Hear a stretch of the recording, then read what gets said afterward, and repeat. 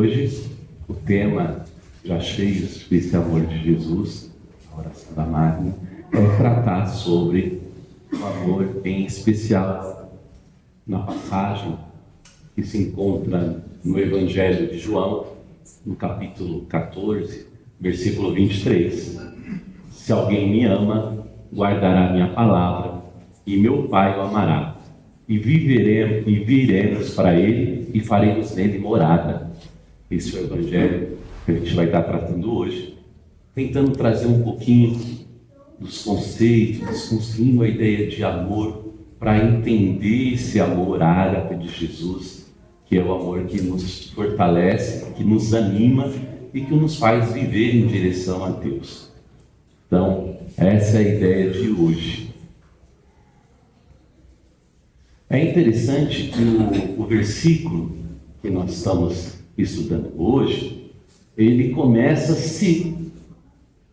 com um condicionante. Se alguém me ama, Jesus fala, olha, se alguém me ama, significa o quê? Se tem o se, significa que tem uma outra coisa. Qual é a condição desse se? Então, se eu afirmo alguma coisa, significa que eu quero alcançar algo.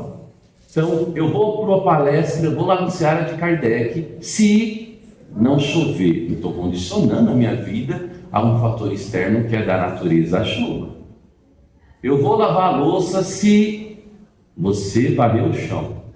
Estou condicionando a minha ação em casa com uma outra ação. E Jesus, no seu Evangelho, com a sua sabedoria divina, ele fala, olha, se alguém me ama, Jesus vai deixar claro que não é só uma declaração de amor. Que ele não quer só aquilo que nós falamos no cotidiano, simplesmente. Então, se alguém me ama, guardará a minha palavra. Opa! Nós já temos o que Jesus está condicionando para a gente conseguir entender. Então, se você me ama, você vai guardar minha palavra. E você guardando minha palavra, meu Pai o amará e viveremos para ele. Nós temos aí um ser maravilhoso, uma condição que Jesus coloca. Se você ama Jesus, você guarda a palavra dele. E a consequência de guardar a palavra de Jesus é que o Pai o amará.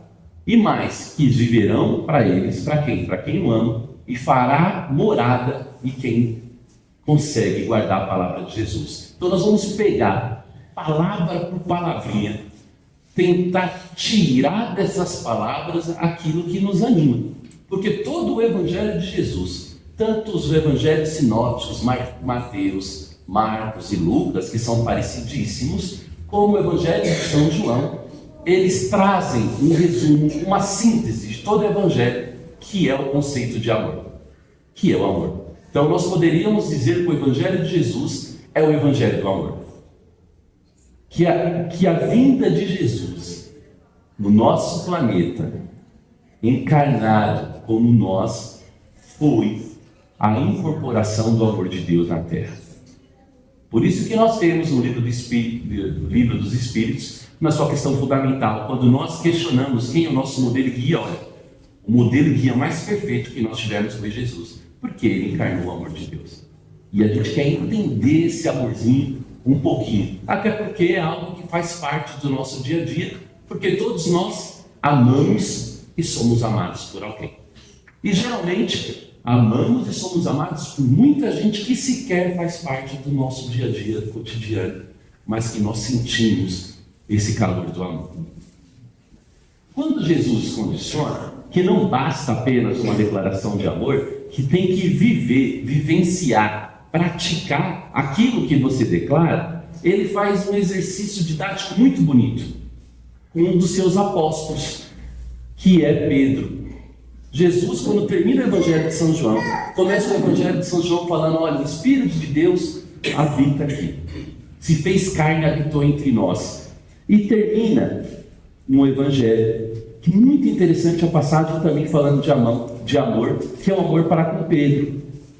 que diz assim, e vocês conhecem também. Depois de comerem, Jesus perguntou a Simão Pedro: Simão, filho de João, você me ama mais do que esses outros? Pedro respondeu: Sim, Senhor, tu sabes que eu te amo.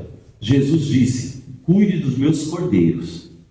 Jesus perguntou de novo a Pedro: Simão, filho de João, você me ama? Pedro respondeu: Sim, Senhor, tu sabes que eu te amo. Tome conta das minhas ovelhas. E pela terceira vez Jesus perguntou a Pedro: Simão, filho de João, você me ama? Então Pedro ficou triste, porque Jesus perguntou 3 vezes, e ele, se ele o amava, disse a Jesus: Senhor, tu conheces tudo e sabes que eu te amo. Nós encontramos nessa passagem não só o momento que Pedro consegue tirar toda aquela sua carga das 3 vezes que negou Jesus, mas nós temos aí 3 vezes falando de amor. E o interessante, porque a Bíblia traduzida do grego, nessa passagem, trata de amor de maneira diferente. Para nós, quando eu chego e falo para minha mãe, eu te amo, é diferente de quando eu falo para o meu irmão, que eu te amo, e é diferente do Scooby, o meu salsichinha, quando eu falo que eu amo também. E é diferente quando eu pego um livro e leio o livro e falo: amei esse livro. E quando chega no Seara de Kardec: Deus, eu amo muito o Senhor, Senhor, Deus de amor, eu quero estar junto contigo. E para nós utilizamos uma palavra para direcionar todo esse tipo de amor. No caso de Jesus para Pedro, Jesus chega: Pedro, tu me amas? E ele utiliza um termo que é diferente do que quando ele pergunta pela segunda vez: Pedro, tu me amas? Ele pergunta para Pedro em ágape, Pedro responde em filia. O que é isso, Diego? Então vamos lá entender. Então, tem um pensador que é o linguista, ele estuda as linguagens, Timothy Lomas, e ele faz uma comparação que existe mais de 100 tipos de conceitos de amor, de definição, mas ele resume em 14. Dessas 14 formas de falar de amor, ele faz a comparação com a gastronomia. Quem cozinha aqui? Tem mais gente. Ó, que maravilha, cozinha. Quando vocês estão na cozinha, qual o ingrediente principal do prato? É o amor. O pessoal fala: eu comi aquela comida, mas foi feita com amor. Mas é arroz, feijão, a saladinha, o bife. Não, mas tinha amor. E ele utiliza essa ideia, olha como linguística faz. Ele utiliza essa ideia de quem cozinha para falar: olha, existem várias formas de falar de amor. E ele pega e transforma isso em sabores. Ele fala: existem 14 sabores de amor, 14 áreas desses sabores. E nós vamos ver basicamente 4. E dessas 4, 2 que está em grego no Evangelho de João, que Jesus conversa com Pedro. Mas Diego, quando eu falo amo, eu amo. Mas o que é? O amor depende do quê? De uma condicionante. O amor não só é o conceito, tem que agir. Então Jesus chega para Pedro: Pedro, tu me ama? Em filia. O que é isso, Diego? Alguém aqui já ouviu falar de filosofia? Filosofia vem a filia mais sofia, ou seja, amor e sabedoria. Então é o amor, a amizade, a sabedoria, filia. E quando Jesus está conversando com Pedro: tu me amas? Jesus pergunta: ágape, Pedro, filia. Pedro, te amo. Você é meu mestre. Porque antigamente não tinha escola que nem hoje, assim, né? Um colégio que nem uma Manuela aqui do lado. Você tinha o mestre e os discípulos, que é da cultura grega, e da cultura romana e da cultura judaica. E quando Jesus pergunta para Pedro em ágape, nós vamos chegar em ágape, calma. Tu me amas? Pedro fala: filha, olha, eu te amo porque o Senhor é o Senhor da sabedoria. Aí Jesus pergunta de novo: Pedro, em ágape, tu me amas? Pedro responde de novo: amo, Senhor. O Senhor sabe, eu amo, o Senhor é sábio, me ensinou tudo, me tirou lá do fundo do mar, quando eu não acreditei. Eu estou aqui contigo, estou aqui do seu lado, eu já disse que faria muitas coisas. Eu te amo. E Jesus pergunta de novo: Pedro, em ágape, tu me amas? E Pedro responde de novo: enfim, aí Jesus falou: tá bom, já entendi. Mas Diego, o que é ágape? E o que é o Eros? O Eros, a gente não tem essa definição tão fortemente na Bíblia, mas quando eu chego e falo para minha esposa, que veio hoje aqui no Centro Espírito junto comigo, para minha irmã, para minha sogra, a gente traz a família toda, né? A oportunidade de trazer todo mundo, inclusive quando chega as afilhadas também. Ora, tu me amas? Eu estou falando que, olha, para minha esposa é um amor Eros, é um amor de companheiro, é um amor que está relacionado fisicamente, que vai resultar, desaguar nos frutos da família e da sobrevivência do ser humano. Mas Jesus utiliza do termo ágape.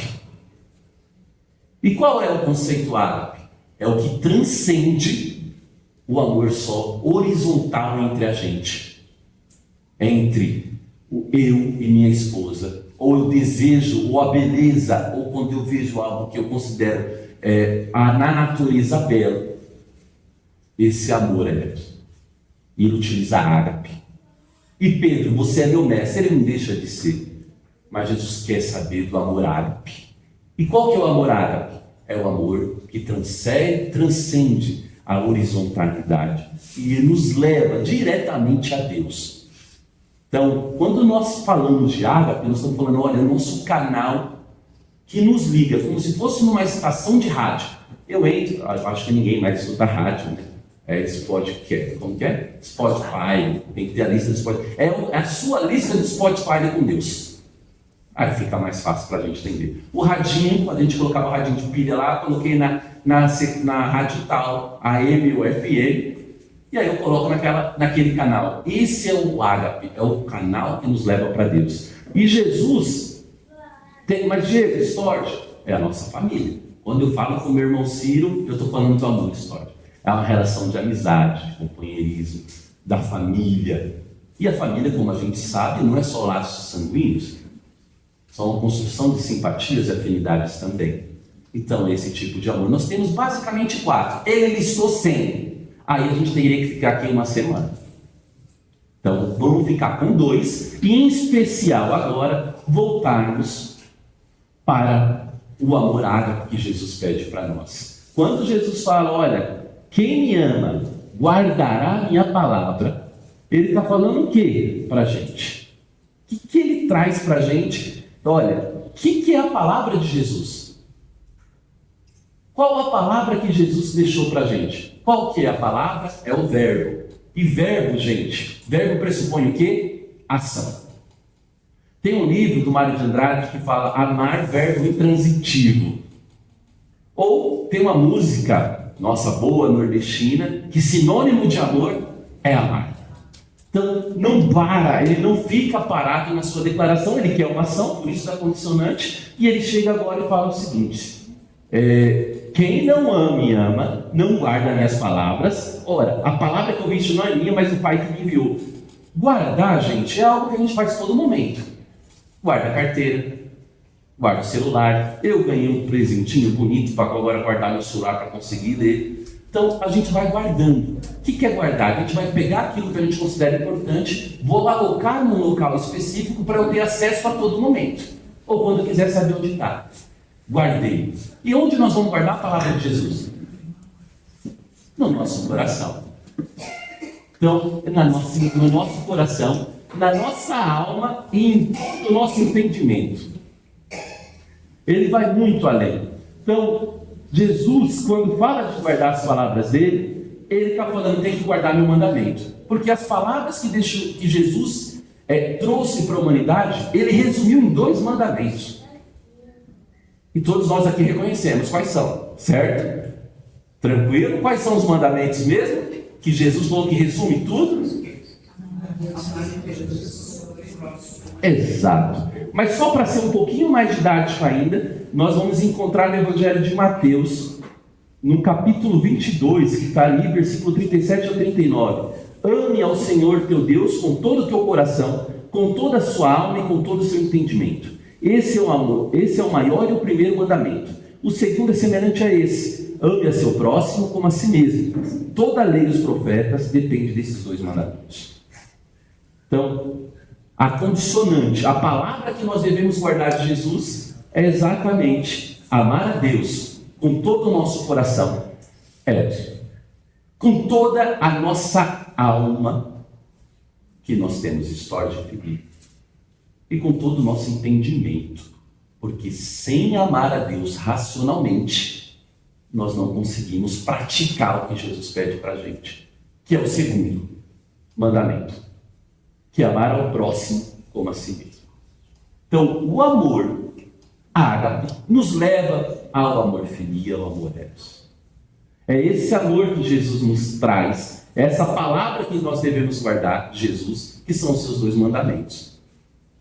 E os outros? Todos são importantes, mas tudo se resume no Evangelho do amor. Então, quando nós guardamos o mandamento de Jesus, nós avançamos um pouco mais. Por quê? Guardei as palavras. Qual palavra? Amor. De que forma? Na nossa vida cotidiana. Quando eu amo o próximo, quem é meu próximo? Meu próximo hoje, quem é o próximo? É quem está do meu lado direito e do meu lado esquerdo. Olha que bonitinho. Então está aqui. Quem está do seu lado esquerdo é quem você ama agora, nesse momento. Ou do lado direito. E eu peço desculpa para quem está na parede, vai ficar só um pouquinho agora do lado direito. Mas na próxima encarnação vai sentar aqui no meio do salão, para olhar 360 para amar ainda mais. E cada encarnação a gente vai ficando um pouquinho ainda mais para amar ainda mais. Por quê? O amor, como dizia um pensador diferentemente assim, nosso, mas no Brasil é conhecido como Zuperi, em Santa Catarina, Antoine de Saint-Exupéry, escreveu um livro Pequeno Príncipe. Ele fala que o amor é a única coisa que aumenta quando se divide, que expande. Então, quando a gente tem os mandamentos de Jesus, que resumidamente é amar, na dúvida, nós temos uma régua moral. Vou fazer tal coisa. Isso é amor. Isso vai levar ao amor. Ou isso vai criar um problema pela ausência de amor. Eu tenho uma régua moral. Então, amar o próximo como a si mesmo eu gostaria de ser amado dessa forma? Ou eu quero amar alguém? De que forma? De como eu gostaria de ser amado. E não existe ninguém que vai recusar o amor. Porque o amor ágape não necessita de nada. Deus não precisa que nós aceitamos o amor dele para ele nos amar. Jesus virou o quê? É o canal, o portal desse amor para a gente. Por isso que no Evangelho de João, no princípio era o verbo se fez carne, o amor de Deus, o hálito divino, tudo que existe pela força do amor. E aí, Jesus vem e fala, olha, o seguinte, já expliquei para os apóstolos, expliquei para vocês que tem que ser no amor. E de onde vem esse amor de Jesus? De Deus. É Deus que alimenta o amor de Jesus. Jesus é um canal, um portal, é o médio de Deus. E isso os apóstolos não entendiam. E perguntavam. E São Judas Tadeu, perguntou para ele também. E Jesus falou, olha, as palavras que eu estou dizendo, o evangelho que eu disse, quando eu falo para você amar a Deus sobre todas as coisas, ao próximo para si mesmo, não são palavras minhas. Essas palavras são dele, são de Deus. Jesus deixa claro, sem a gente criar muita confusão para entender, que ele é o verbo divino. E mais ainda, aí vem para a gente mais um pressuposto. Vem mais um pressuposto. Ora, Deus ama todo mundo. Se eu guardar a palavra dele, Deus vai me amar. E aí Jesus usa o amor de pai, para trazer isso para a gente. E o que é o amor de pai? Vamos imaginar que antes de Jesus, como é que era visto Deus? O Senhor dos Exércitos que vai na frente para libertar o povo até chegar à terra prometida e, se possível, tirar nossos inimigos do caminho. E Jesus falou, opa, Deus é amor.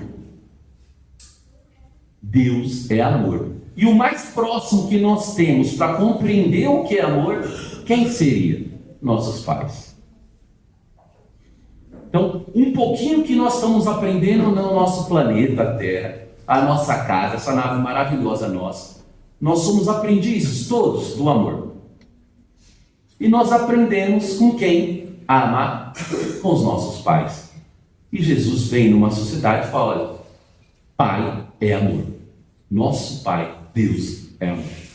Então, ele traz essa compreensão e nós vamos encontrar, olha que mais interessante, Emmanuel, ele traz essa concepção numa obra psicografada por Francisco Cândido Xavier, Pensamento e Vida. Ele fala: olha, o verme é amado pelo Senhor, que lhe concede milhares e milhares de séculos para levantar-se das viscosidades do abismo, tanto quanto o anjo que o representa junto ao verme. Misericórdia. O que é isso, Diego? Deus ama todo mundo igual. Não tem amor maior nem menor. Deus ama quem foi preso e quem está liberto. Deus ama o corintiano e o palmeirense. Deus ama quem é da bandeira amarela, vermelha, azul e branca. Deus ama a todos. Inclusive a minhoquinha que está lá na terra fazendo o seu trabalho, que demonstra todo o amor que tem quando produz o seu alimento, o seu dejeto, para que a terra consiga se alimentar e produzir aquilo que nós consumimos. Cada coisa do nosso mundo, da nossa natureza, tem essa centelha divina. Tudo que existe, existe pelo amor de Deus, inclusive nós. Existimos pela centelha divina que está dentro da gente. E aí ele fala, Emmanuel, de uma maneira bem mais, talvez, firme, que o anjo e o verme tem o amor de Deus, que não cabe a nós, portanto, dizer quem é amado e quem não é, porque todos nós, em todas as situações, em qualquer momento da nossa vida, estamos recebendo o amor divino. E aí Jesus, ele traz essa ideia de que, olha, Deus ama todo mundo. Ele fala o seguinte: agora é o momento que a gente vai ficar feliz, porque se Deus ama a gente do jeito que a gente é, e olha que a gente tem umas dificuldadezinhas, uma aqui, outra ali, e ele está falando: eu estou com você a todo momento, só preciso que você fale, eu estou aqui, eu estou aqui. Ele fala para os apóstolos deles o seguinte: olha, Deus é pai. E você já sabe como é que é pai com filho? Mãe com filho? O filho dá uma aprontadinha aqui que a gente faz. Eu vou ter que conversar. Com todo amor e carinho. E quando é um negócio mais sério, se rala. Quando se machuca, com todo amor e carinho vai fazer o quê? O curativo. E mesmo com todo amor e carinho, quando passa aquele meteorate, hoje não tem mais, né? Mas quando passava aquele meteorate, ardia. Ardia. Mas é o amor agindo até no nosso ferimento e a gente agradecendo por passar por aquela situação. Porque eu sei que a minha mãe, que meu pai, que meus familiares, que aquele que está do meu lado, que é o melhor para mim. E aí, Jesus chama Deus de Pai, e Ele é o Pai do amor. Ora, o versículo continua. O que fala o versículo? E viremos para Ele. Jesus promete, para quem guardar seus mandamentos, que Ele próprio estará em nós. Quando Jesus fala que estará em nós, Ele fala: olha, vamos interpretar de maneira mais simples, como a gente reza frequentemente, e ele deixou claro no seu evangelho, onde 2 ou mais estiverem reunidos. Por quê? É importante a oração, imprescindível, mas uma fé sem a ação, como diz São Tiago, ela carece, ela fica sem sabor, é comida sem tempero, sem sabor. E ele diz que, ora, quando a gente tem a ação, que é a ação o quê? Amar ao próximo, por isso que 2, aí ele vem, tá junto, eu estou junto com vocês aqui, e ele vai estar em nós. E Jesus estando em nós, o que ele faz conosco? Onde que a gente aprende desde pequeno que é guardado o amor? No coração. A gente fala que é no coração, por quê? O que o coração faz? Bombeia o sangue, leva o alimento para o corpo inteiro. O que Jesus faz para a gente? Ele é o coração nosso para alcançar Deus. Ele traz, ele acende na gente, como dizia um dos seus membros da sua falange maravilhosa, Santo Agostinho. Ele acende em nós uma iluminação, nós nos iluminamos, a centelha divina, aquele sopro que Deus dá para que a gente exista, ele passa a acender. E aí quando acende, não dá para ficar embaixo, tem que pôr em cima da mesa e mostrar para todo mundo que a partir dali você ama. E a vela acesa no nosso coração é o amor. Então, a iluminação é essa centelha divina. Centelha é essa faísca. É a nosso coraçãozinho com tanto rancor, às vezes, que a gente não consegue perdoar, às vezes que a gente fica meio magoado por uma fala, às vezes que a gente fala, podia ser diferente, não é? Aí aquela luz fica ali, aquele brilho, Jesus falou, opa, vamos dar uma sopradinha aí nessa brasa, fazer esse negócio funcionar mais e vamos fazer que o amor se expanda, porque o amor não diminui, ele expande. Mas uma coisa mais bonita, meu Pai o amará. Nós sabemos, Jesus ama todos. Meu Pai o amará. E o Pai vai fazer morada em quem? Na gente. É interessante, gente, quem puder depois, uma liçãozinha de casa, aproveitando da profissão de professor, vamos pegar o capítulo de João 14 e ler ele inteiro. Que nós temos um resumo maravilhoso da nossa doutrina, inclusive a promessa que ele cumpriu de nos dar o Espírito da verdade, o Consolador prometido, nosso Pará. Para entender que não existe prova maior do amor do que o renascimento. Que não existe mais uma prova maior do que o amor que está sendo preparado uma casa, um lar para a gente. Que não existe mais uma prova maior de amor dizer que nosso próximo, que está do nosso lado, é a pessoa que nós devemos amar, que a gente não precisa procurar nem muito longe. Ele deixa pertinho da gente para que a gente consiga entrar nele e Deus entrar na gente. Então, é interessante nós sermos morada de Jesus, porque esse é o ápice do amor. E é algo que está disponível, não precisa pagar, porque não tem preço que compra. Não precisa estocar, porque ele vai estar a todo momento disponível para expandir. E não precisa se preocupar, porque ninguém pode tirar isso da gente. É o ingrediente perfeito para a nossa vida ser um pouco mais feliz. E quando a gente se afasta do amor, aí dá problema. Então, ser amoroso significa que nós vamos ter quem morando na gente? Jesus. Olha que coisa bonita. Jesus pode fazer morada na nossa casa. Onde? A gente fala, onde que vai Jesus fazer morada? A gente vai falar, vai fazer morada Jesus Cristo na minha casa, no meu coração. Que é o local que nós temos. Jesus não faz morada numa casinha ou num castelo. A morada de nosso Senhor é dentro da gente. E quando a gente junta dois, ele fica mais feliz, ele senta no meio da gente. Então, se nós estivermos fazendo, cumprindo o mandamento que ele nos pede, que é amar a Deus para nós podermos amar os irmãos. Porque amar a Deus pressupõe que o nosso amor vai além do assistencialismo, que é bonito, mas se transforma em caridade. Que dentro da teoria do nosso linguístico, a caridade também é uma forma de amar. Como eu já tinha dito, seguindo rigorosamente o tempo, nós temos uma essência maravilhosa dada pelo nosso Pequeno Príncipe. Para quem não leu uma obra, alguém já leu? Levanta a mão quem já leu o Pequeno Príncipe. É um negócio maravilhoso. Foi meu primeiro contato com o Espiritismo. Ele viajava um monte de planeta e evoluindo em cada planetinho. E ele sabia que ia encontrar o fim da materialidade. Ele fala, a vida continua. Eu só demorei 30 anos para entender isso. Mas a vida continua. Porque o amor não cessa, o amor não para, o amor não tem fim. E o amor é a única coisa que cresce à medida que nós repartimos. O amor não dá para ser amor só para a gente. Se o amor ficar concentrado, vira ego. Aí nós ficamos vaidosos, egoístas, ambiciosos. Porque a gente acredita que é dono do amor. E só há amor quando se tem um próximo.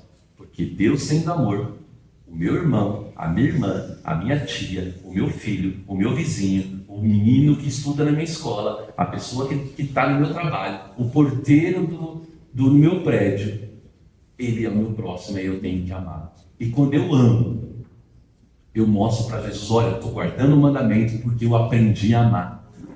E a consequência disso é Deus e Jesus morar na gente. E Jesus morando na nossa casa, aí deu bom.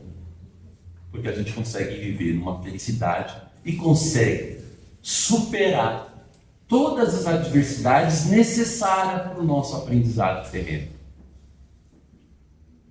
É essa a ideia que Deus nos dá e nos convida a amarmos sempre, independente de quem seja, de onde seja, de que partido seja, de que escola seja. Amemos sempre uns aos outros, porque o amor vem de Deus e nós somos filhos e centelhas de vida. Gratidão.